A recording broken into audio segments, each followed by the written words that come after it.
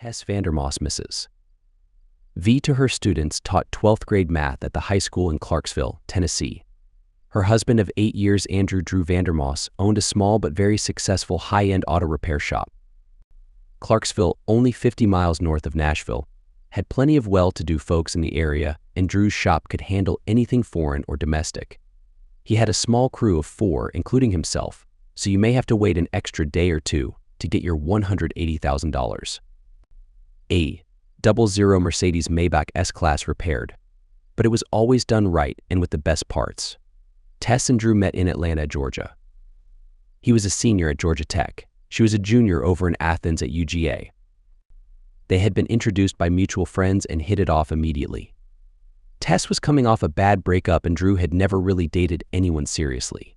Beyond lack of experience, he'd grown up with 4 brothers. His inability to understand her made him charming in her eyes.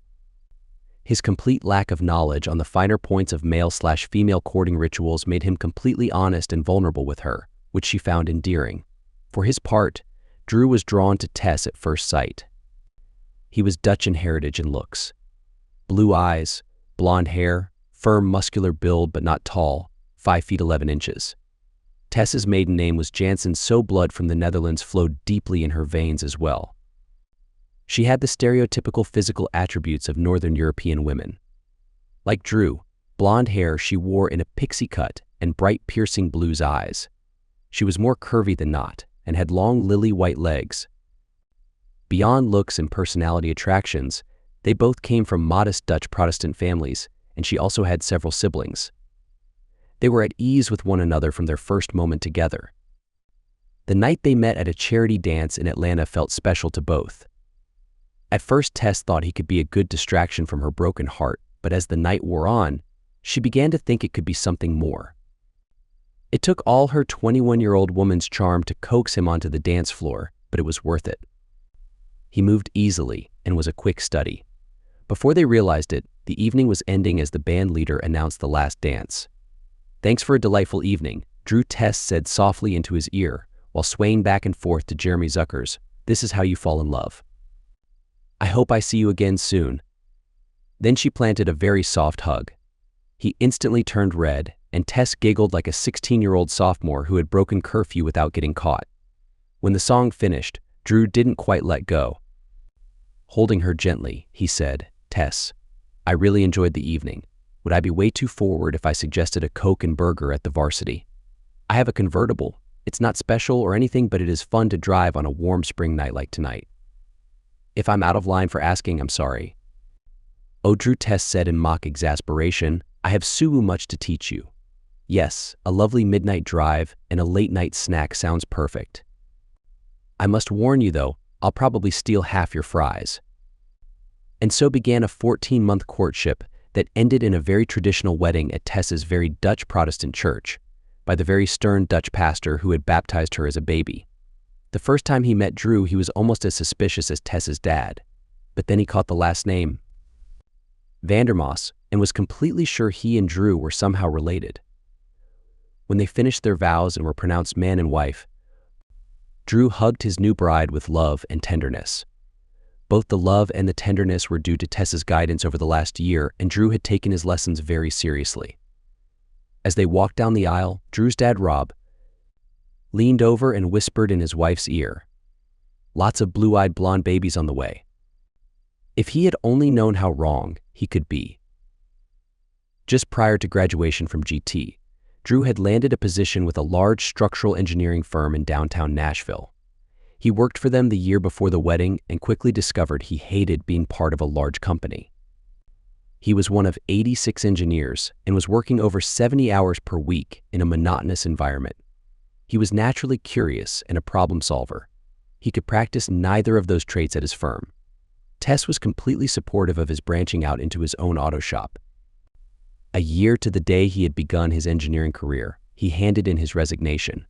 Since he had a scholarship to GT, his dad provided him with $100K to open his doors.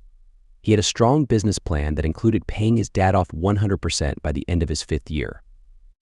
For her part, Tess was enjoying teaching math to high school students.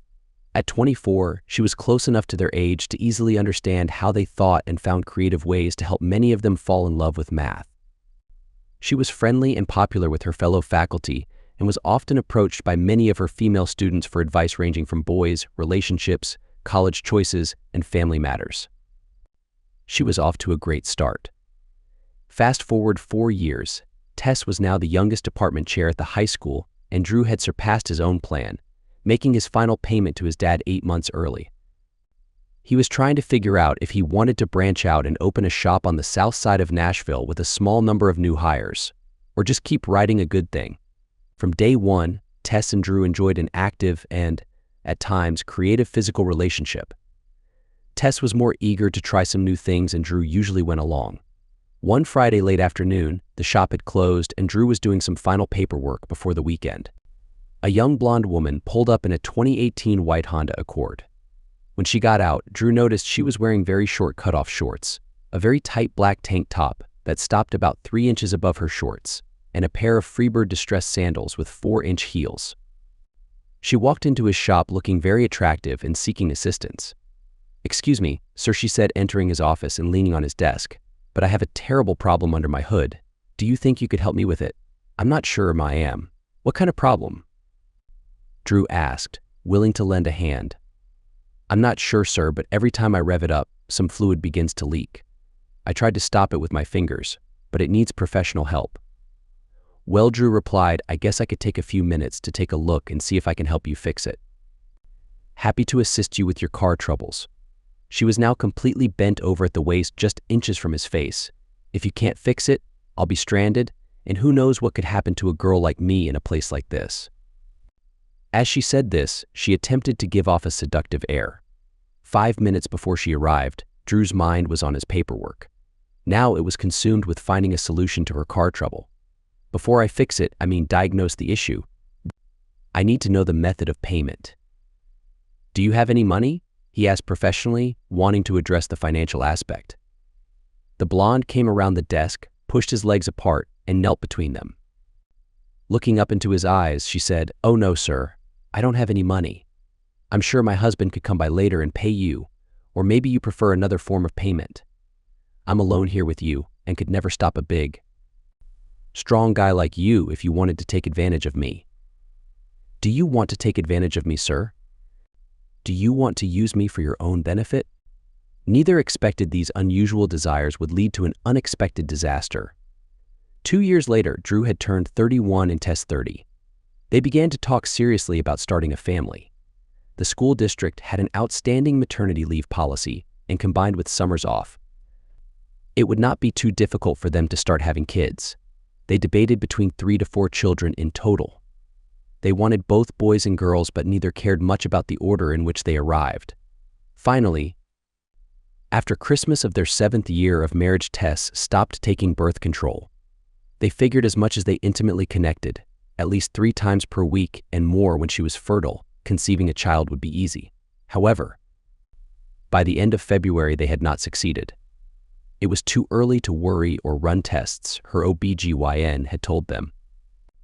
"Give it a good 6-month effort," she said with a smile, "and if you're not pregnant by then, we'll discuss options to explore what may be going on." She finished with "relax and enjoy." Tess smiled. "That won't be a problem." Back in January, school had begun, and Tess was approached by Walt Chapman, Coach Cap, to the kids, the school's athletic director. He had a problem and he needed Tess's help. He popped into her classroom late on their first Wednesday back in school. With him, he had Eddie Stillman.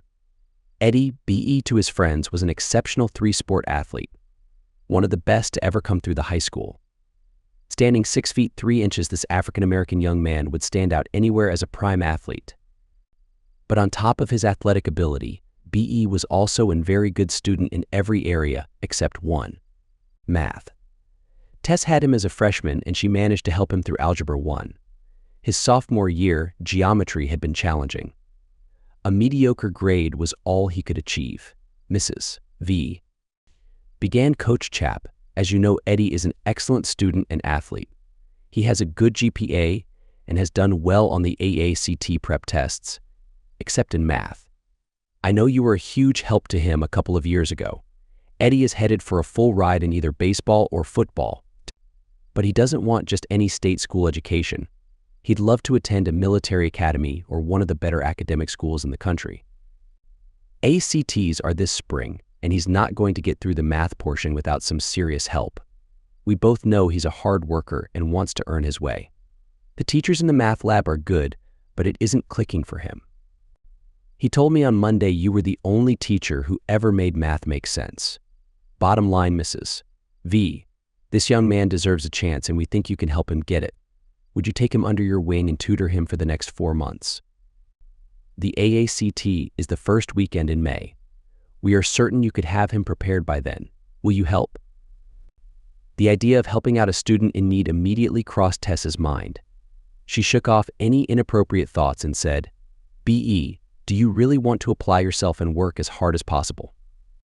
"Yes, I do, and I will," the 18-year-old replied with a determined expression on his face. Most juniors are 17, but BE's mom had passed away when he was only 6 and his world fell completely apart, so much so, the family took him out of school, and he repeated the first grade the following year. He also had a late May birthday, so by the end of the school year he would be 19. Tess continued, "I know how hard you worked when you were a freshman. I've always appreciated that about you. If you promise to give it that kind of effort, I'd be more than pleased to see if I can help."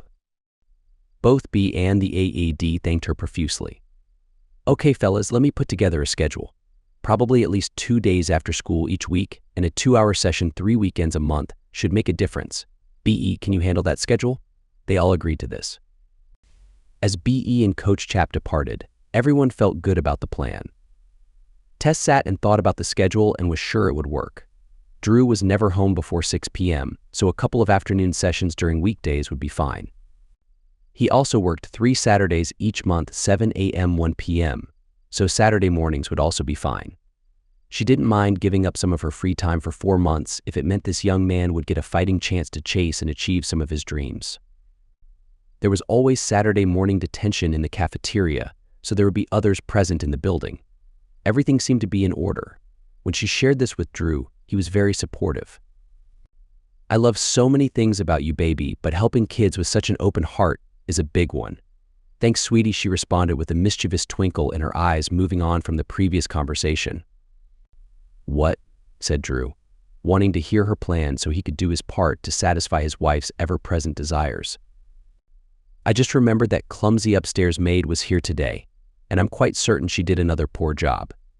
Do you think you could come up in a few minutes and inspect her work? If it's as bad as I think it is, she will need some guidance to correct her mistakes. I'll be up in 5 minutes. Make it 30, big boy. She needs a nice hot bath before you straighten her out." 30 minutes later, the upstairs maid's work was discovered to be subpar. Drew spent the next hour guiding her to improve. Husband and wife fell asleep with a smile on their face. Around the same time, BE was hanging out with his football teammates and good friends Trevor and James. "No kidding, BE." Trevor marveled. "That adds up to about 5 hours per week with the coolest teacher in the school. Even I can figure that out." "Oh my gosh," exclaimed James. "That is incredible, bro. Does she have any idea how you got your nickname?" "Come on, guys," BE said, almost as if defending his new tutor's honor. "It's not like that." "Yeah, she is an attractive woman. I could stare at her forever. But this is serious. I need my math grades up if I'm going to achieve what I want." "Well, excuse us for stating the obvious," brother Trevor retorted. "No reason you can't conquer math and try out some of those smooth moves you're always telling us about at the same time." "Chill, boys," BE said, letting them know the conversation was over. "It's all about the math." "Yep, of course it is," replied James. A little later, as BE was walking the 4 blocks between Mitch's house and his own, he broke out into a big grin. "Well, that is amazing," he thought. "She is one amazing woman. Who knows, maybe Mrs. V will find some exciting ways to motivate me, and she can learn how I got my nickname." Life was certainly looking up. "Hey, Grandma. Hey, Pops, I'm home. Guess how I'm going to improve my math grades?" The first 2 weeks of the tutoring sessions were challenging. BE worked hard and was committed, but Tess realized math didn't come naturally to him. She was a great teacher, but getting him ready for the AACT was going to be quite the task. Tuesdays, Thursdays after school, and Saturdays from 8 to 11 a.m. were spent going over problems. It was a slow yet steady progress, but at the end of the second week, Tess put her hand on B.E.'s shoulder as he finished an equation correctly and said, "B.E., I think you're getting it. Don't give up. Just keep pushing forward. I believe in you. Thanks, Mrs. V." B.E. replied, rubbing his head with both hands. "This is tough, but you are making it understandable. I'm very grateful." Later that evening, she and Drew were out for dinner at the local steakhouse. They were seated in a far corner, the best table in the house. John Kimball, the owner, always took care of Drew. It was probably because he hoped Drew would keep his repair bill reasonable on his 2019 Audi S6. Drew had warned him of the previous issues the car had before he bought it. He wished he had listened. Drew liked John and enjoyed his surf-turf dinner just as much, so he always took some money off the bill. "Baby, I have a confession," Tess said, massaging his leg under the table with her foot playfully. She was trying to look as nervous as possible. Drew immediately caught on, wondering why the heck he had ordered dessert. Leaning back in his seat, he folded his arms. "What have you done this time, baby girl?" She leaned in and whispered in his ear, "Well, I was taking this long, relaxing bath thinking about our evening together tonight, but I just couldn't resist thinking about your confident, affectionate self. I was overwhelmed with pleasure." Drew didn't flinch. "Well, you're going to be punished when we get home." "No, please," Tess begged, now really getting into her role. "Please don't. I'll be a good girl, I promise." "We know you can't be a good girl, Tess, and you need to be taught another lesson." Tess was immediately concerned. "What? Why not?" "Because," he said, leaning in with the most serious look he could muster with a strong attraction, "I'm going to teach you a lesson for being such a naughty girl." Tess, smiling seductively, looked up as the server brought the creme brulee. "Connie, we need that to go in the check, please. My husband is going to take me home and have a wonderful time." "Tess," Drew hissed under his breath as Connie walked away grinning from ear to ear. "Now you're really going to get it. That's what I was hoping for." When Connie came back, Drew was seated alone but with a stressed look on his face. She left the check and went to help another table. The next second, Tess appeared from under the table. Tess definitely got spanked and loved to her heart's content when they got home. The day of the ACT was on top of them before they knew it. B.E. was a bundle of nerves, but Tess had them do a thorough review over 4 afternoons that week. He was as ready as she could make him. Over the last 3 months, Tess really enjoyed getting to know B.E. He worked hard and had a great attitude. They connected over humor and at times during the frustrating moments.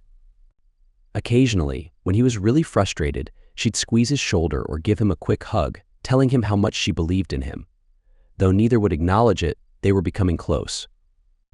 The teacher so wanted this young man to do well, and he wanted to prove to her he was worth the effort she was putting in. Without it being obvious, their touches were happening more often and lingering a bit longer. Nothing overt, but it was a mutual attraction. She was almost 12 years his senior, but there was no mistaking the connection. Tess never asked him about his nickname, although she'd heard a few of the senior girls talking. "I guess deserves his name," Blythe Connor said as she stood next to her locker with her friends, Lynn and Emma. "I've heard he is big and wide." Lynn, "Well, a girl doesn't hug and tell, but you're not wrong." Emma, "Lynn, you little flirt. Does Lucas know you're two-timing him?" Lynn, "Well, sister, you should try the flirt thing with B.E. That guy is the gift that just keeps on giving. I'm happy to be with him whenever he drops by. I've only been with a couple of guys and Lucas is no slouch, but B.E. rocked my world." Blythe, "You know Mrs. V has been tutoring him in math for the last 3 months, alone in her classroom 3 days a week. Wonder if he's taken over and taught her a few things." Emma, "I don't think he has yet, but I heard him telling James she was amazing. As a teacher, I assume." Lynn, "Let me tell you, I've seen her husband and he's attractive, but even Mrs.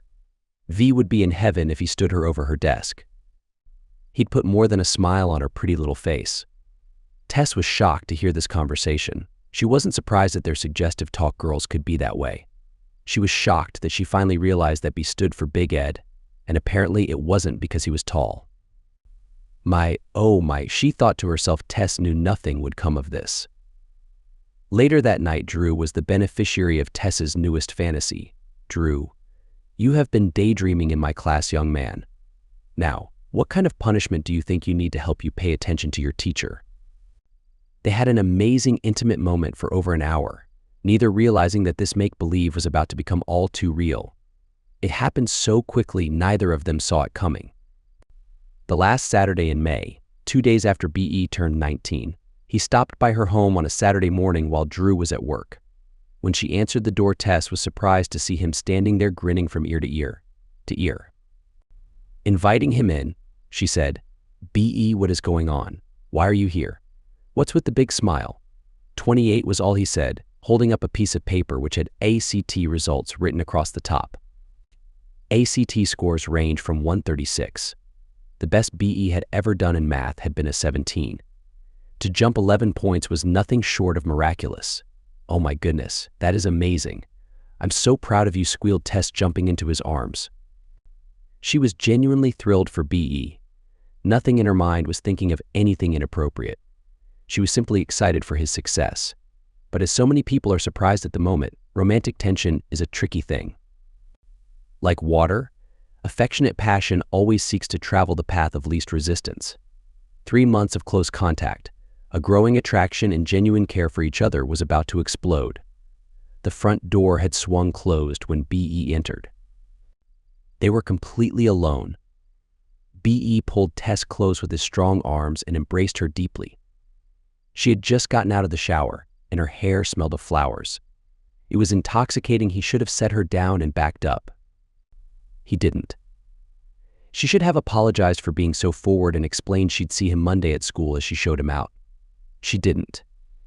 It was hard to say if she attacked him or vice versa, but it was a passionate hug for the ages. Stumbling forward, BE found the kitchen table and gently set her down. Tess was wearing a short-sleeve button-down casual shirt along with a pair of Nike running shorts. BE stepped back for an instant, taking in her beauty. "You're incredibly beautiful," he whispered. Tess always loved teasing, but she also loved giving up control. Her job always demanded she lead. She enjoyed working with her students, but there was never any doubt who was in charge. She had to encourage Drew to take charge, and when he did, she loved it, but she always wished he would simply take her, just as BE was doing at this moment.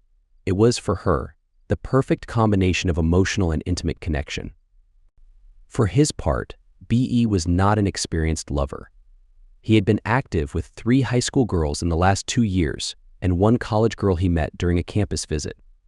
3 years his senior, she was the one who spent an entire night teaching him what pleased a woman. She helped him understand how to discern when a woman wanted to be loved and when she wanted intimacy.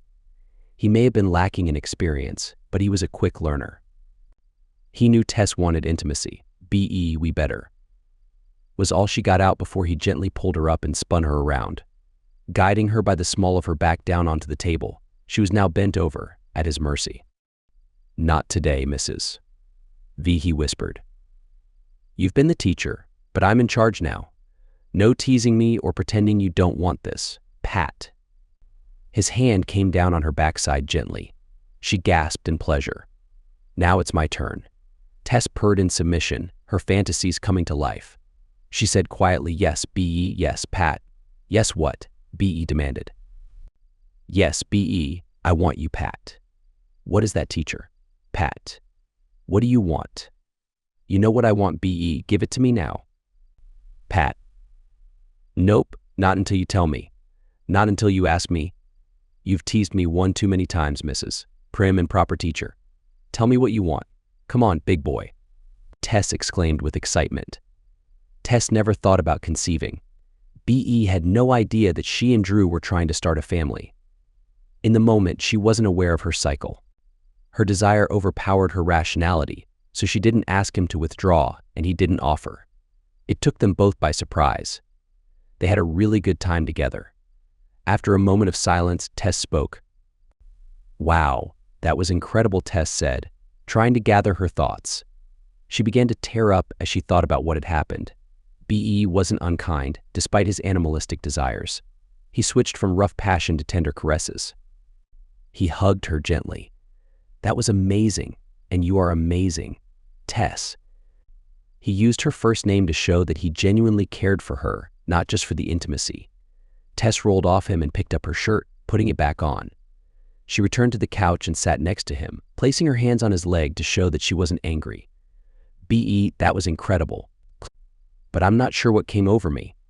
You're an incredible young man, and I know you will be successful. However, I'm married and deeply love my husband. I don't know why this happened today, but we can't let it happen again. It won't end well for either of us. I understand, Tess. I've always been attracted to you since we started tutoring, but I didn't expect this. When I leave, nobody will ever hear about this from me. But you are beyond amazing in every way possible. They talked a bit more, with B.E. sitting there and Tess in her loosely hung shirt. Despite their passion, he hadn't given her much attention until then, and now he looked at her with eager anticipation.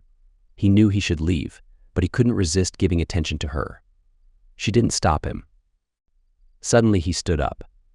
Tess, what time does your husband get home? Not for another 2 hours, B.E. Tess, can you?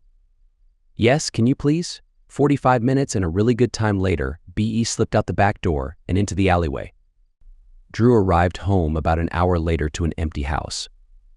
There was a note on the kitchen table. I was going to text you, but my cell phone battery died. I'm going to the grocery store, school to pick up some papers, and to get my nails done. I'll be back around 3. I love you, Tess. P.S. B.E. stopped by for 5 minutes to tell me he got a 28 on his math ACT. I'm so happy for him. But I want to celebrate with you tonight. Since I should have been a better teacher and helped him get a 30, I probably need to be punished for not doing a good enough job. I'm such a bad teacher. Hugs. Drew smiled as he read the note. As she wrote the note, Tess thought that the best defense was a good offense. It was possible that someone could mention seeing B.E. visit, but since he left through the back door, which was not visible to any neighbors, no one saw him leave. It was better to be honest and upfront, not that Drew would suspect anything. He was kind and trusting. Tess felt guilty about that, but she vowed that nothing like this would ever happen again. They were starting a family. Unfortunately, neither of those thoughts turned out to be true. Over the next 2 weeks, B.E. and Tess maintained a respectable distance. Coach Cap had thanked her profusely and praised her to everyone at school. B.E. was going to get his opportunity, and it was because of Mrs. E.V. Congratulations poured in for both of them. During the months of June and July, the forbidden encounters between B.E. and Tess happened 3 more times. Tess couldn't resist the allure of B.E.'s naturally dominant passion, and she knew he would keep their secret. Each time was spontaneous, but not so much that Tess couldn't calculate that the risk of pregnancy was low. Throughout these encounters, Tess and Drew never stopped their efforts to start their family. Tess convinced herself that B.E. was just a passing phase. He would be off to college in the spring, and more senior athletes were graduating early to get a head start on their college work. B.E. was leaning towards playing football and already had several good offers. The fall football season would keep them apart. Yes, she thought to herself, it's behind me now. I've dodged a bullet. However, sometimes bullets come unexpectedly. In the first week of August, Tess woke up early, planning to go to school and set up for the upcoming year. As she slowly rolled over, she noticed her husband wasn't by her side, and at that moment she smelled the aroma of cooking bacon coming from the kitchen. He had gotten up early to make her breakfast. 10 seconds later, her head was over the toilet bowl as she vomited violently. She didn't immediately put 2 and 2 together, but after feeling slightly better, the realization hit her like a ton of bricks. She grabbed her trusty pregnancy test and checked. 5 minutes later, still feeling queasy, she entered the kitchen holding the pregnancy test stick in her right hand. It clearly showed a positive sign. "Good morning, Daddy," she said to her husband, grinning from ear to ear. They hugged each other and cried tears of joy. The first few weeks were challenging for Tess. She had never been a heavy drinker in college and had mostly been healthy throughout her life. Spending 20 to 30 minutes every morning kneeling in front of the toilet bowl was no picnic. Drew was there most of the time, stroking her hair and wiping her mouth. By the 7th week, the morning sickness began to subside, and Tess's drive returned with a vengeance. During this time, they decided not to find out the gender of their baby. They both wanted the excitement of finding out together. They chose gray, aqua, and coral as the nursery colors. One of Tess's sorority sisters lived in Clarksville and was an interior decorator. Drew had to put his foot down a couple of times regarding the budget.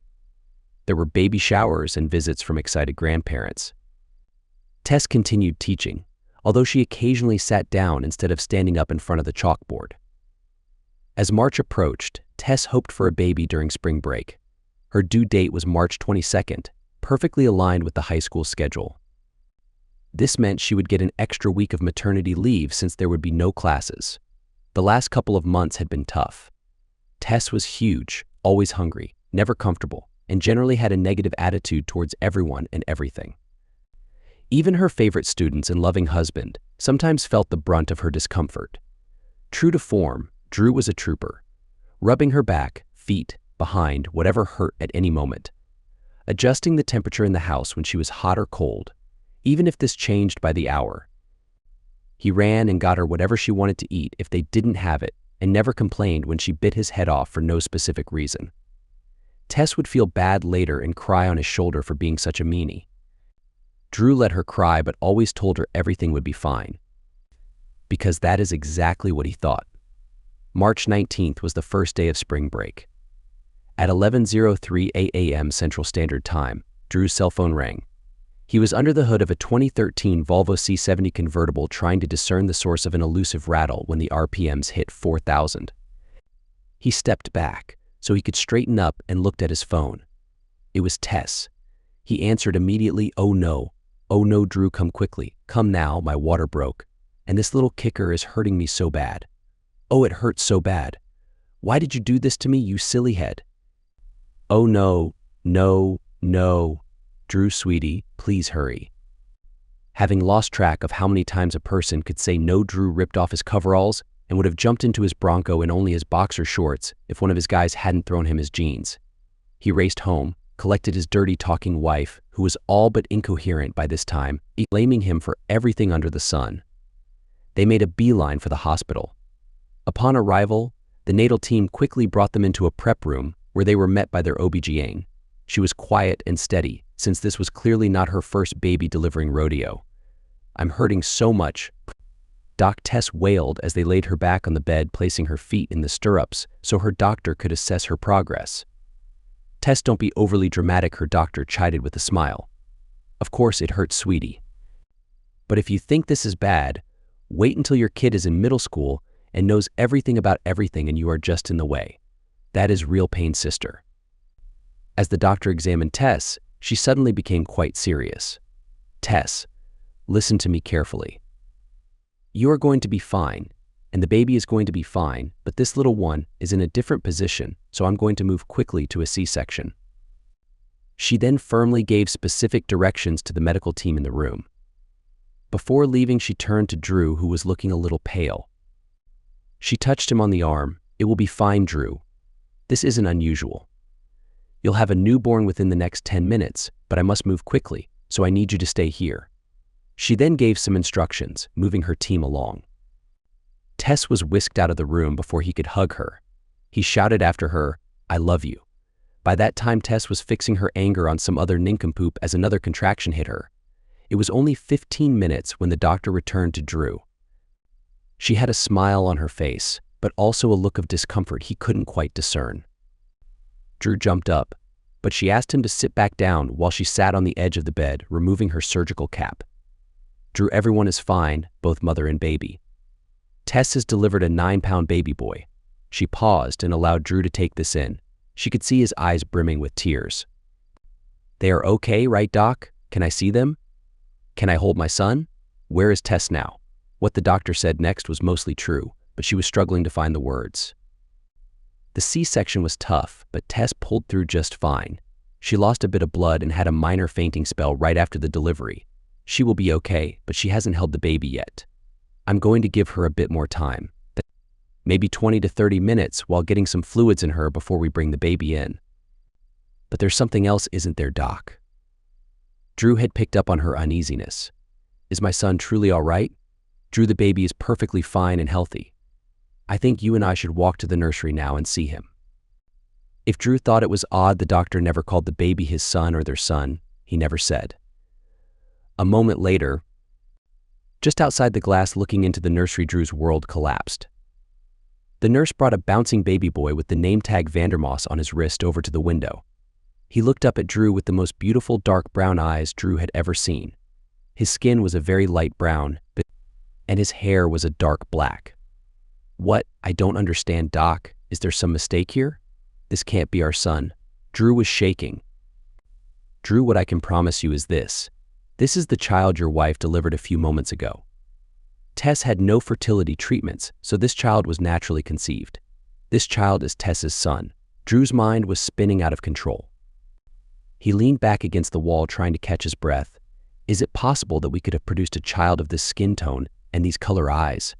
He asked, trying to make sense of what he was experiencing. "Drew, I see no way medically that the two of you could have naturally produced this child. Did you and Tess come up with an alternate plan without my knowledge? I'm sorry to ask, Drew, but this is important to you and your family." "No plan of which I'm aware, Doc," Drew said with a distinct edge now in his voice. "Apparently my wife made her own plans and carried them through without my knowledge as well." "Dang it. Drew, Tess will be fully awake in a few minutes and in need of your support and love when we bring in her child. Can you muster the strength to offer her care right now? At least for today?" The words "her child" sent chills down Drew's spine. How could this be? How could this be? He kept mulling over in his mind. The doctor, who had never had this experience with a newborn, remained silent and let him think.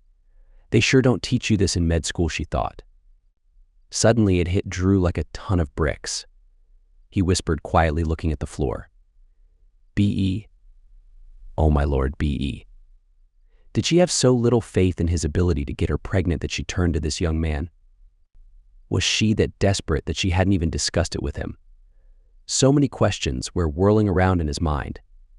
He looked at the doctor in stunned silence. Finally, he spoke. "My wife tutored a young man for 4 months right before we found out she was pregnant. He is black. It must have been when they were together." His voice trailed off as he leaned against the wall, afraid he was going to pass out. The doctor quickly moved him into a chair in a small office right off the hall where they could talk privately. She was deeply alarmed. "How old is this young man, Drew? Is he a student at the high school?" Drew looked at her with empty eyes for a moment, as if trying in vain to comprehend her question. Finally, he shook his head as if to rid himself of the cobwebs. "B.E. is Eddie Stillman, and he is an adult. He will be 20 in about 2 months. He must have been about 19 when they..." He never finished the sentence. The doctor talked with Drew for several more minutes, helping him begin to process what was happening. She couldn't imagine a bigger soul-crushing moment. She was a tough cookie, but she shed a few tears as they spoke. She urged Drew to stay and be with Tess. "No matter how hard this is, it will be better if you go through it together, for the time being." Drew didn't know what to do. Most men wouldn't if they were in his shoes. Betrayal is a harsh taskmaster. The pain of someone to whom you have given all your trust violating it is hard to comprehend.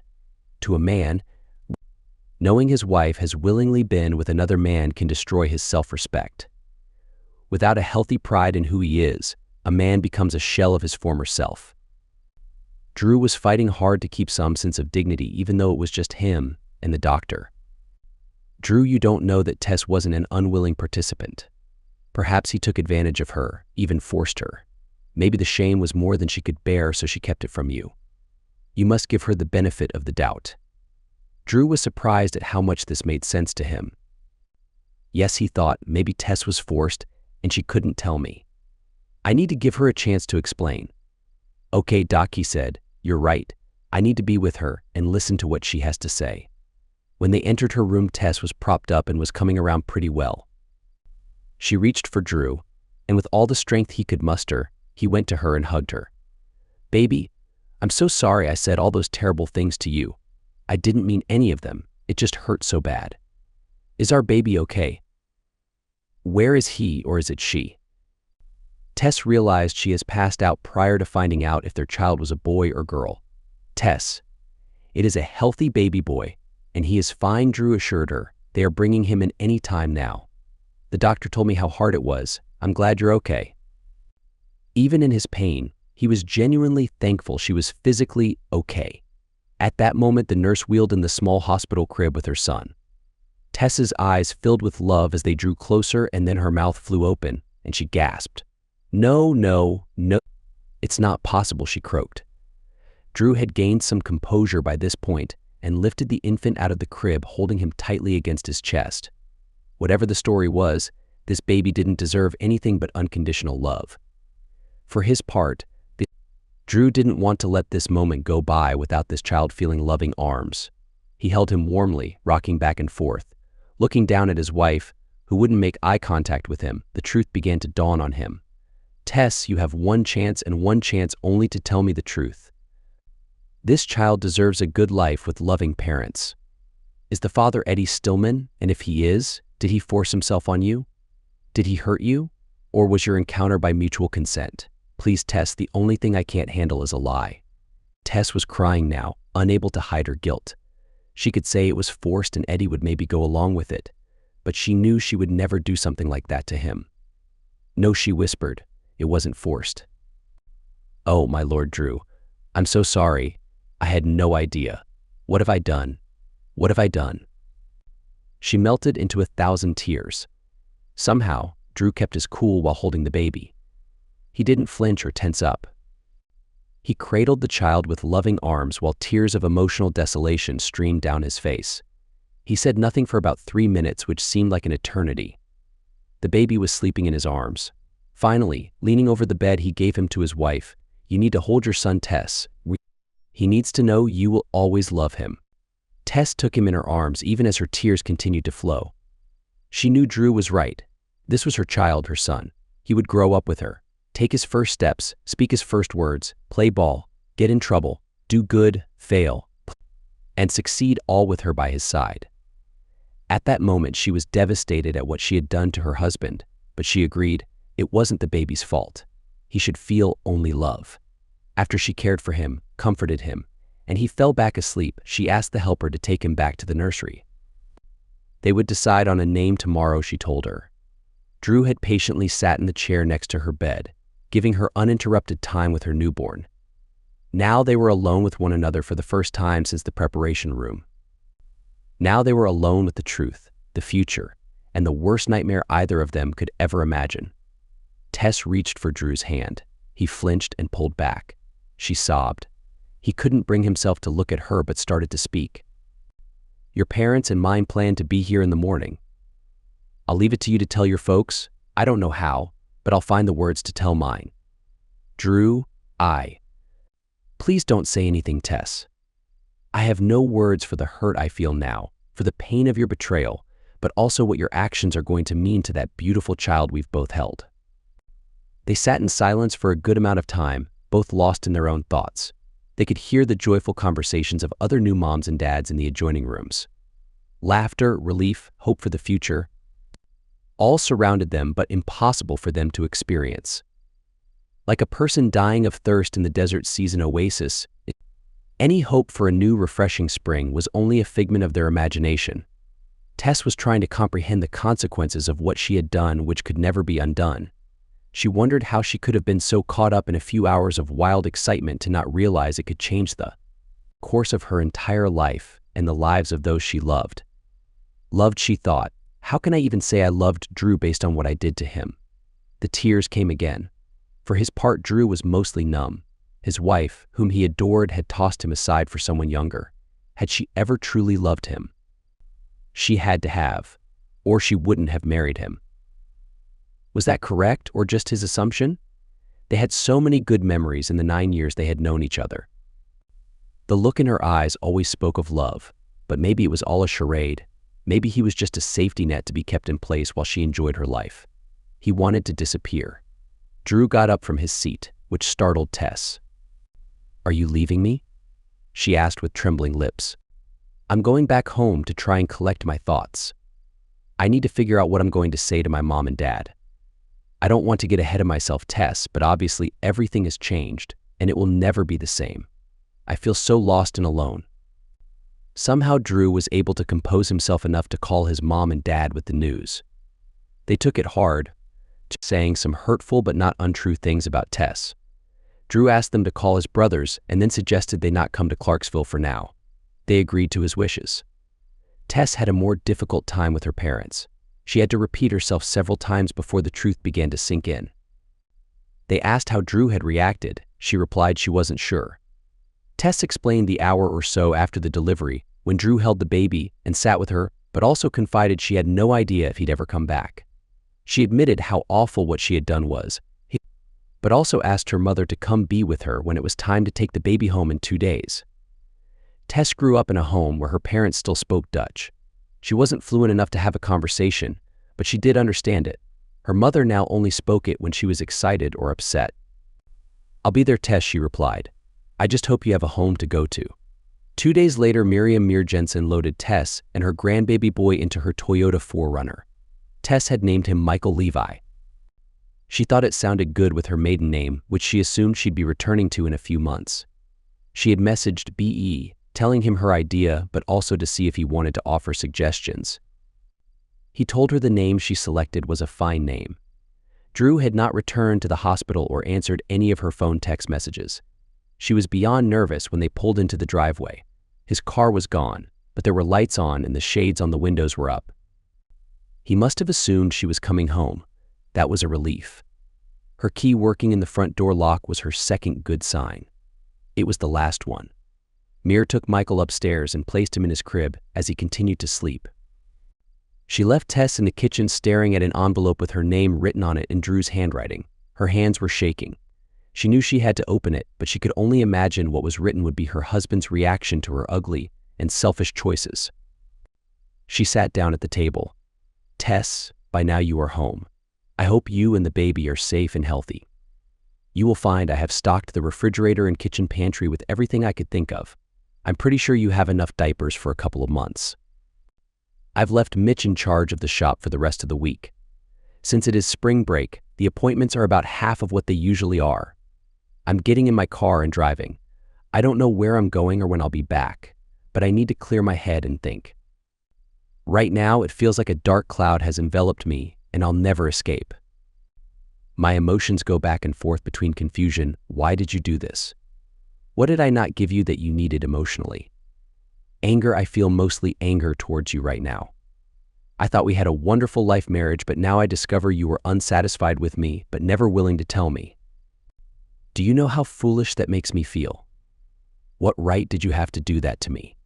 Sadness, my life as I knew it is over. You wanted more, you went and found it, and now I'm the odd one out. The guy who couldn't keep his wife. I don't think I'll ever be able to trust another person again, and that makes me very sad. Lonely ever since I met you. I've never felt alone, even when we were dating and not always together. Now I feel completely alone, cut off from the person I thought was my soulmate. Despairing, I have no hope. I'm not leaving you yet or leaving Clarksville or my business.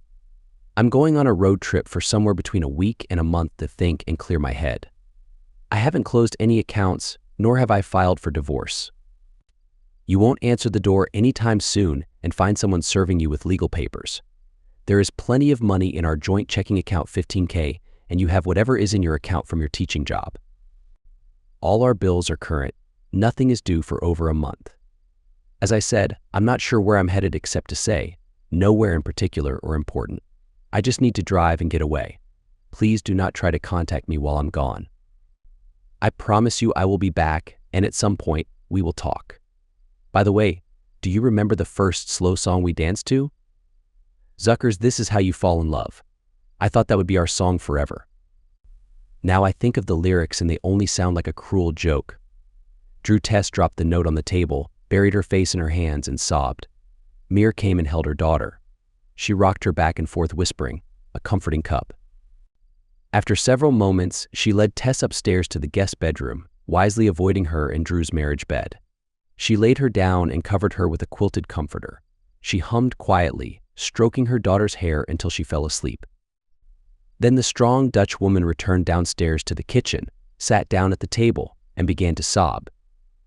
2 days later, Drew woke up in a dark hotel room. He looked at the inexpensive alarm clock, which read 5:45. He assumed, now he knew what time it was, he just had to remember where he was. Oh yeah, Austin, Texas. To be specific, he remembered he was at the Fairfield Inn by Marriott in North Austin, just off Highway 35 South. He chuckled to himself, "How the heck did you get here?" He vaguely remembered finding himself in Memphis, then Shreveport, and at that point thinking, why not Austin? He'd never been, but heard a lot about the microbreweries, coffee shops, and slogan, "Keep Austin Weird." Well, dang. Life didn't get any weirder than this. So I suppose Austin is my home away from home, he thought, as he dragged himself out of bed and headed for the shower. An hour later, he found himself downtown, not too far from the UT campus, at a local coffee shop. He had a strong cup of something called Costa Rican Queen, along with 2 breakfast tacos. He hadn't eaten much of anything for the last 2 days and realized he was starving. When he finished, he went back up to the counter, paid for a refill in his to-go cup, and suddenly turned to leave. As he did so, he accidentally bumped into the person in line behind him, a woman who looked to be about his age, who was now wearing some of his coffee on her off-white blouse and blue jeans. "Oh, I'm so sorry, I didn't mean to startle you," Drew blurted out. "Did the coffee burn you? Are you okay?" She was definitely taken aback, but she remained calm. "I'm all right, the coffee is hot, but no burns." "Oops," Drew said again. "I'll pay for your dry cleaning or a new shirt. Can I buy your coffee for you?" "Oh shoot, I'm so sorry. What can I do?" First, she replied with a smile, "You can stop saying oops so loudly. I'm okay, and a little spill never hurt anybody." Secondly, yes, you can buy me a cup of coffee and pay for my dry cleaning, or a new blouse if they can't get the stain out. And thirdly, you can sit down with me for a minute and we can drink our coffee together. You're accident prone, so I'd hate to see what you would do if you got behind the wheel of a car. Drew was rarely lost for words, but her kindness and humor had an impact on him. He had not expected to find friendliness in a stranger, especially not one on whom he'd just spilled half his coffee. She ordered a vanilla soy latte go, and they found a small table outside on the patio. It was a beautiful early spring morning in the Texas Hill Country. "I promised to be more careful, but let me apologize again for being such a klutz." He held out his hand. "I'm Drew Vandermoss." "Nice to meet you, Drew Vandermoss, even if you did try to maim me with your coffee. I'm Lori Templeton."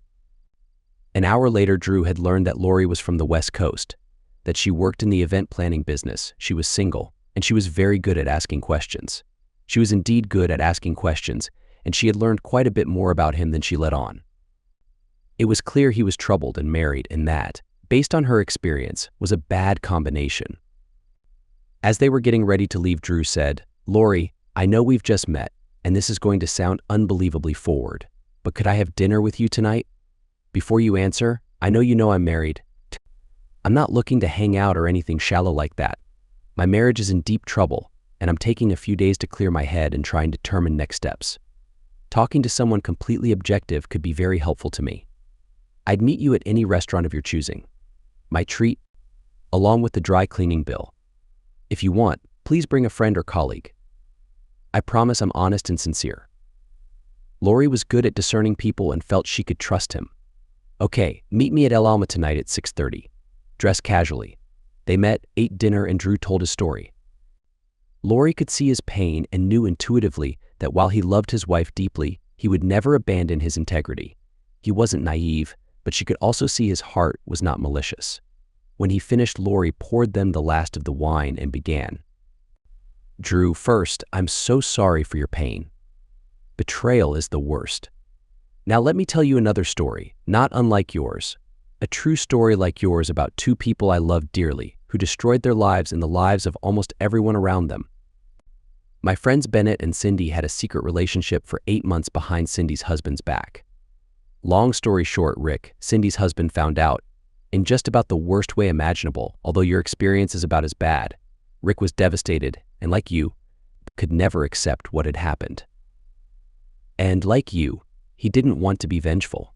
He thought deeply about his options, but he never asked anyone's advice. He closed himself off to everyone around him, and that led to a terrible disaster that is still causing pain. Rick died in a single-car automobile accident. Cindy was devastated and still is to this day. Rick died 3 years ago, but her pain has not lessened. I also happen to know it will get worse before it gets better. Bennett isn't the type to settle down, but he did care for Cindy. He is also devastated how his desire ended up destroying a good man and ruining an entire family. Rick and Cindy had twin children who are now 12 and growing up without their dad. Bennett will never be the same, and I also know in the future his life will be filled with pain. I won't disclose how I know this. I believe Rick allowed bitterness and pride to guide his decisions. In the end, his decisions, in my opinion, made and will make a bad situation even worse. Someday in the future, there will be consequences for both Cindy and Bennett. But I know, if Rick had allowed a friend or two into his heart and mind, his marriage may have ended, but he'd be alive today. For the next hour, Drew asked several thought-provoking questions, and Lori answered each of them and asked him some in return. It was close to 9:30 when they started to wind down. So I guess, concluded Lori, the question is, what do you want, Drew? I mean, what do you want that is reasonable and possible, given you can't change the past? I don't think you want to go back home to Clarksville and accept what has happened.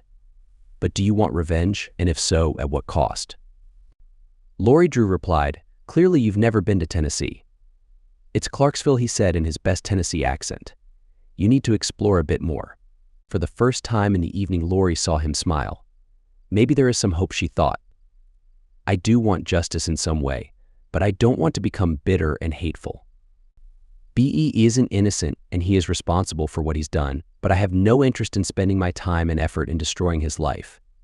He should experience some remorse, but I know how tempting Tess can be, and I know, even if he initiated it, she didn't stop him and probably encouraged him. Today I despise her, and I love her. I want her to feel the pain I'm feeling. I want her to understand betrayal and hopelessness like she's brought into my life. At the same time, this child needs a fully present mother. He didn't do anything to deserve any of this. He deserves a chance at a good life. It will be tough enough on him as it is. I don't want to make his life any harder. Darn it, I don't know what to do. And that, my new friend, is a step in the right direction. You don't have to solve it all today or even tomorrow. What you have solved today is you're not sure what to do. That is enough for now. Maybe you can drive back to Clarksville, pardon me for not knowing the name of your little town, and try to make one more decision. Take one more step before you get there. Maybe your next decision will be to seek wise advice from your dad. From what I've heard you say tonight, he is a very wise man. Something like that will be progress for the next day. What I'm trying to say is I believe this is an incredibly difficult process of elimination. But every time you know you want to do or not do something, you're moving in the right direction. You may end up deciding you don't want to be married to Tess anymore, and that will be okay if you think carefully about what is best. At this point, she reached out and took both his hands. He was surprised but didn't pull back. Today you know you want her son to have a chance at a good life, and you don't want to spend energy destroying B.E. That is enough. Now start the rest of your journey by finishing your wine, getting a good night's sleep, and then face tomorrow when you wake up. I hardly know you at all, but I have a good sense about people. I warned both Cindy and Bennett that they were going to end up together if they weren't careful more than a month before it happened. I have good intuition, and my intuition tells me you're a man of integrity and you have some good people in your life. It hurts now, but I know you can get through this. She then leaned in, hugged him, got up, and walked out. As she left, she turned around with a smile and said, "If I'm ever in Clarksville, I'll look you up." The next day at work, Lori called a friend who worked for the FBI. "Jules, I need a favor, friend. I hope it is nothing illegal, Lori. I'm grateful for the discount you gave me on my wedding venue, but not that grateful. Well, maybe just a tiny bit. I need a cell phone number of a woman in Clarksville, Tennessee named Tess Vandermoss." Why? Probably better you don't know, but I promise, that part of the equation is more than legal, it is fair. An hour later she had the number and was dialing it with a smirk on her face. A woman with a tired voice answered. "Hello, is this Tess?" "Yes, who is this?" she replied. "My name isn't important, but since you have my cell number, I guess you could track it down. My name is Lori, and last night I met an amazingly handsome and wonderful man named Drew Vandermoss. He must be one of the most charming men I've ever met." Lori heard a gasp on the other end. "We met at a restaurant in Austin, Texas, and immediately hit it off. I could tell he was deeply hurt right from the start." But when he began to share, what a story he had to tell. He spoke of his stunningly beautiful wife, a high school math teacher with an insatiable appetite for fun. My new and dear friend Drew also told me she was very friendly with a young guy who is 12 years younger. He said she had left him for someone else. He also told me how he found out when his wife gave birth to the child of her young partner. She could now hear crying on the other end, but she was just getting warmed up. Well, the more he talked, the sadder he became. I didn't want to see him in such a state, even though I'd only just met him yesterday. You know how those deep blue eyes can captivate a person. Anyway, I couldn't leave him feeling that way, so I did what you should have been doing all along with only him.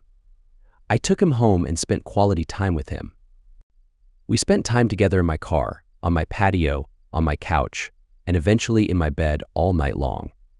I lost count of how many times I felt satisfied, and I'm pretty sure I won't walk straight for about a week. Oh my goodness, he's amazing, and he knows how to make me happy. He was incredible, just in case you have forgotten. I begged him to stay with me, and I was as convincing as I could possibly be. By the way, I can be really convincing.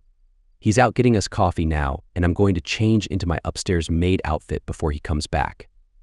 I seem to remember him mentioning that little fetish last night. So Tess, darling, I just want to thank you for letting go of him, for doing what you did and throwing away your marriage. Don't be surprised if you never hear from him again. Through her sobs, Tess began to express anger towards this terrible person. How could you? You cruel person. My husband is suffering terribly, and you took advantage of him. He was vulnerable, and you played on that to spend time together. You awful person. You better hope I never find you, because I'll teach you a lesson. How could you do such a thing to such an amazing man like my Drew? She choked up and couldn't continue, so Lori took the opportunity to jump back in. Tess, I'll tell you a little secret. I never touched your husband. Well, that's not entirely true. Right before the end of our dinner, I held his hands for about a minute and gave him a small peck on the cheek. What I did for about 3 hours was listen to a broken man struggling with his feelings for you. You broke his heart, but he is still staying strong. He's going to try and figure out how to put his life back together. I have no idea if it will be with you or without you. In my opinion, he deserves someone better. If he does end things with you and comes back to Austin, you can believe me, I will invite him to my home and see where it goes from there. He's a better man than you deserve, Tess, but you might still end up with him. Last night he told me he just couldn't bring himself to be mean to you. That's how strong he is. But I decided somebody needed to make you feel some pain, so I took it upon myself to do that. Drew never touched me, apart from holding hands briefly. He never thought about it. He has too much integrity for that. But I wanted you to understand a fraction of the hurt you caused him. So if he comes back and if he offers the chance for healing, forgiveness, and starting over, you better remember how you felt for the last couple of minutes. Remember your anger and despair. If you get a second chance, you better not ruin it. There was a brief pause before Tess quietly said, "Thank you," and hung up the phone.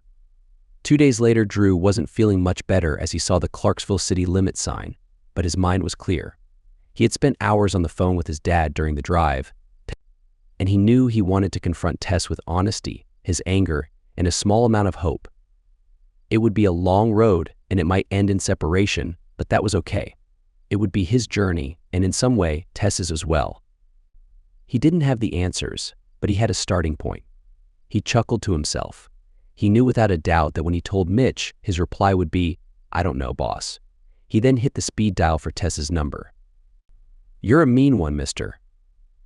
Grinch, you have bugs in your smile. You have all the tender sweetness of a sickly crocodile, mister. Grinch, given a choice between the two of you, I'd take the sickly crocodile. Doctor." Seuss. Drew dialed Tess's number on his speed dial. He was 10 minutes away from home. He hadn't seen her in a week and was wondering if he should have spent more time in Austin cooling off a bit. He wanted to deal with her betrayal directly and with honesty, but he didn't want to confront her angrily when they talked. She answered on the first ring. "Hello, Drew. Tess. I'm about 10 minutes from the house. I'd like to come by and pick up some clean clothes if that is all right." "Of course, but this is your home. You should stay here. Do you want me to find somewhere else to go?" No, I'm sure the baby is comfortable where he is, and I've been driving for 2 days. I'd like to get a good night's sleep, then go by the shop and check the boys in the morning. Maybe we could meet at noon. His tone was flat. He shared nothing of his emotions. Okay, do you want me to make something for you for dinner? No, but I would appreciate it if you could pack some clothes in my gym bag and leave it on the porch. That way I won't have to come in. Is it that bad, Drew, that you can't stand to see me? Tess, I've always been honest with you, and I always will be. So the answer to your question is, yes, it is that bad. I cannot trust what I might say to you after driving almost 900 miles and being emotionally and physically exhausted. Your bag will be on the porch in 5 minutes, she replied softly. Thanks. Do you think your mom could take the baby out while we talk tomorrow? A couple hours should work. What is his name, by the way? Yes, Mom can do that for us. His name is Michael Finn. That's a nice name, Drew replied. Then he hung up. Drew slept restlessly at the Fairfield Inn just off Highway 24. He was in the garage by 6 a.m., an hour before anyone else arrived. He checked the work orders and took a general stock of where they stood. As he had predicted, the past week during spring break had been slow, but the appointments for the coming week were already almost full. Having taken Lori's advice to heart, he had made one decision today. He was staying in Clarksville, or Clarkston as she had mistakenly called it. That made him chuckle. He would continue to grow his business and make a life for himself. Divorce seemed more than likely, but that wasn't a decision he needed to make this morning. One step at a time. Tess tossed and turned all night. Her mother suggested a mild sleeping pill, and about 1 a.m. she finally took one and was able to get about 6 hours of sleep before the morning light was streaming into their bedroom. Odd, she thought. I still see this as our bedroom. Probably not much longer, though. She showered, fed the baby, and talked with her mom most of the morning. Her mother advised her to listen more than talk, not make promises she couldn't keep, and for goodness sake, don't try to push Drew in a direction he didn't want to go. This was a first conversation her mom reminded her. Even if there wasn't a second one, she wisely counseled her daughter not to try and manipulate the situation. At 11:45, her mom left. Drew was welcomed enthusiastically by his crew when they began to arrive around 7. How are we doing, Mitch? Things running smoothly? I don't know, boss, I guess so. You're better with the books and schedule than me, but I don't think I messed up too badly. Are we staying in business? Nope, we're not closing. Yep, I'm staying. I'm in a tough spot, brother, I won't lie to you. But the place I need to be to get through it is right here with my friends. I'm seeing Tess this afternoon, so I may have more answers by then, but I do know I'm not going anywhere. You're stuck with me, Mitch. Mitch smiled and turned to give his attention to a 2017 Hyundai Genesis G90 that needed new brake pads. As he left, he said, "That's what I figured," which, translated from Mitch speak, meant, "I care about you too, brother." Drew pulled into the driveway at noon. He parked and knocked on the front door. Tess was surprised he didn't just come in. He doesn't see this as his home anymore, she thought to herself as she looked in the mirror one last time to make sure she looked presentable. She put on a smile as best she could as she opened the door. She wanted to dive into his arms and hold on to him tightly, but she kept herself as composed as she possibly could. "Drew, the door was unlocked. This is your home. You don't need to knock. Please come in."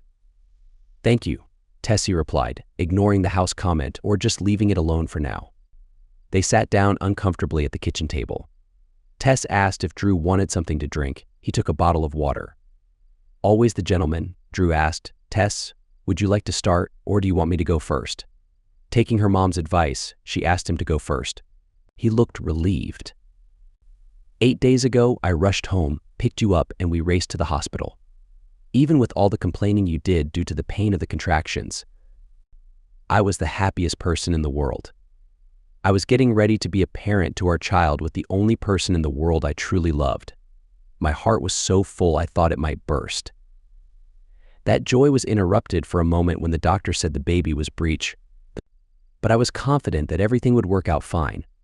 I believed, with all the prayers our parents and friends were saying, you and the baby would be okay. When the doctor came out of the delivery room, I knew right away something was off. She assured me both you and the baby were fine. She told me you had delivered a healthy 9-pound baby boy. Looking back, I realized she never called him your son or you and Tess have a baby boy. Then she took me to the nursery, and at first, I thought there was some mistake. The doctor assured me that this was the baby you had given birth to. I asked if there was any way medically we could have a child with his physical characteristics. She said it was extremely unlikely, which is when she began to ask me some difficult questions. Did we change plans and have someone help you get pregnant? If not, did I have any idea if you sought medical assistance or a sperm donor without telling me? Then the worst question, was there a chance you had a romantic relationship with another man who obviously looked different than me? I answered no to each question, but a moment after the last one, it dawned on me. It had to be Eddie. You had spent so much time with him. There was no other logical explanation. Somewhere, somehow, you had left me for him. It was a soul-crushing moment that I'll always carry with me. The doctor asked if it was possible he had forced himself on you. I couldn't imagine that, but I knew I had to ask you. Eddie always seemed like a good kid, a nice young man. Forcing you into a romantic relationship seemed beyond any logic. But I asked you and you told me no, it was mutual. Tess, I have no idea how and where we went wrong, and you stopped loving me. You never gave me a hint that you were dissatisfied with me as a spouse in any way. You never gave me a chance to fix what you felt was broken. Sure, we fought from time to time like every other couple, but you convinced me we were together for life, and the love I had for you was the same you had for me. I still can't believe I never saw this coming or never realized it when it happened. I assume it was more than once, that you had ongoing romantic involvements, but you were skillful at hiding it from me. Clearly, he never used any safety.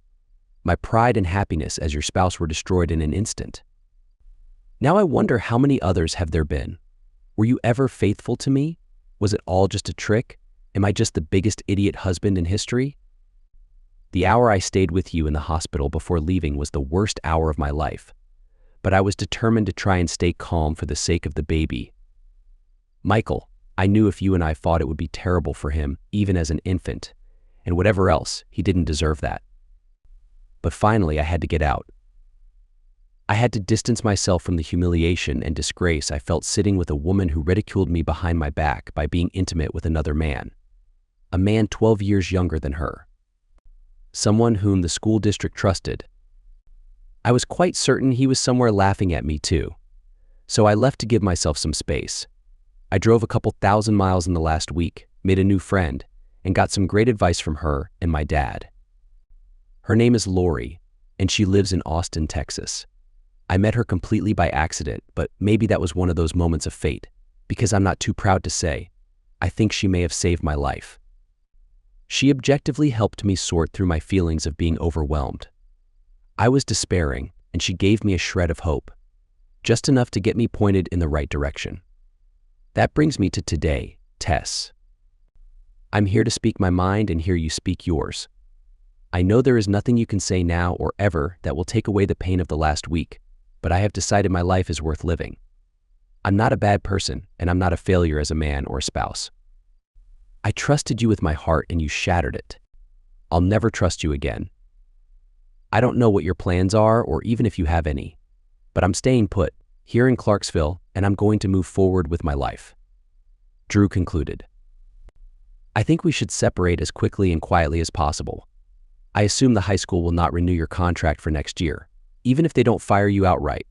As I said, Eddie is a guy, but he is also a student and you violated everything a teacher should stand for. Right now, I hate being in the same room with you. I can't stand being close to you. For some reason, you came close to destroying me, and I know I'll be really sad for a while. But I'm going to live my life and make the most of it. It hurts to know it won't be with you, but that was the choice you made. Now we both have to live with the consequences. When Drew began speaking, his head was down and his posture was slumped over. But as he spoke, he grew more and more confident and angry. He was not perfect, far from it. But he was a good man, a good partner and friend, and a good provider. He knew he didn't deserve any of what Tess had done. He may or may not ever love another woman, but he sure as heck wasn't going to let a wife who could betray him so deeply control his choices or his well-being. By the time he was finishing his comments, he was looking Tess squarely in the eyes with a confidence she could never hurt again. As Drew spoke, Tess went back and forth between crying, looking into his eyes, and looking at the floor. She also realized something profoundly true. She had lost him. He was being brave by coming here and facing what she had done to them, but there was no mistaking it. He no longer belonged to her, and he never would again. Tess composed herself and responded, "Drew, I do want to address a few of your statements. I understand my lies to you mean you probably won't believe me, but if I'm ever going to heal, it must start with the truth. Eddie and I had a relationship on 4 occasions between May and the end of July. I never planned for it to happen the first time, but then it was a bit of a thrill to continue for a couple of months here and there. I knew it would pass and he would soon be gone. Before that, there never was another man in my life. From the time we met, you are the only man I've ever been with emotionally until 9 months ago. You never failed me as a husband in any way. I always adored you in our relationship.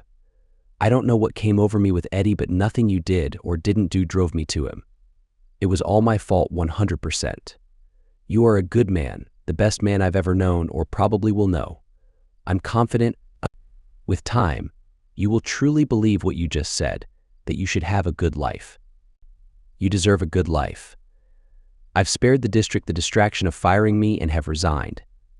I don't think anyone is talking about taking any legal action against me, but if they do, I'll face the consequences. If there is any hope for us, I'll stay right here in Clarksville and do whatever I can to rebuild our marriage. I desperately hope there is that chance, but if not, I will accept it. We can part without any hard feelings on my part." She was crying again. "I must tell you how sorry I am for my actions. I am ashamed of myself and what I did to us. I don't expect you to accept any of this, but I am devastated by how terribly I treated you. I have no right to ask your forgiveness, but I owe you the honesty you've given me." As Tess sobbed, Drew gave her a few moments. When she began to settle down, he replied, "Tess, I don't know whether to believe you or not, but I do know I'm not going to give you or anyone the chance to repeatedly hurt me. You are correct. Our marriage has been destroyed and there is no fixing it. I think we can go through a divorce without too much trouble. Jim Cornell is a good man known to both of us, and I'm sure his firm can help us sort out what needs to be done. I'll call him tomorrow morning unless you have any objections." Tess shook her head. "Yes, he is a good man." "That would be fine." Drew continued, "You can stay in the house as long as you need to. Eventually, we'll need to sell it and split the assets. I have no desire to ever sleep in this house again. You'll have enough money to support you and Michael for at least a year. By then, you should be able to get back on your feet. I'm sure your folks are not happy with you, but they love you and we're there for you. Drew, before you go, there's something you should know. Lori contacted me 2 days ago. It must have been the morning after the two of you had dinner."